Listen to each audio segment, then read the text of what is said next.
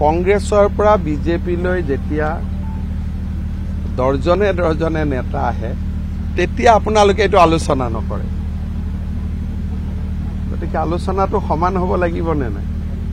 আজিতো কংগ্ৰেছ দলত এক প্ৰকাৰ কোনো মানুহেই নাছিলে সবেই বিজেপি আহিছে এইটো আলোচনা হ'ব লাগিব তাৰ মাজত বিজেপিৰো দুই এজন কংগ্ৰেছত যাব তাৰো আলোচনা হ'ব লাগিব গতিকে অহা যোৱা ৰাজনীতিত চলি থাকিব কিন্তু এটা কথা ঠিক যে বিধানসভা ইলেকশ্যনৰ আগে আগে কংগ্ৰেছত কোনো নাথাকে সব বিজেপিতে আহিব অসম জনসংঘ হ'ব পাৰে আমি শুভেচ্ছা জনাব লাগে হিন্দুৰ স্বাৰ্থ সুৰক্ষিত কৰা যিমান ৰাজনৈতিক দল হয় তাক আমি আদৰণি জনাব লাগে গতিকে অসম জনসংঘ যদি হয় মই শুভেচ্ছা জনাইছোঁ কাৰণ যদি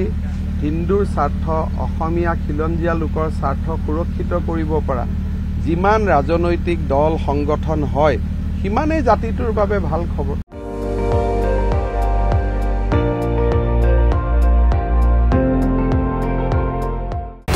আপুনি চাই আছে ND24 সৰ্বশ্ৰেষ্ঠ নহয় সৰ্বোত্তমৰ দৌৰ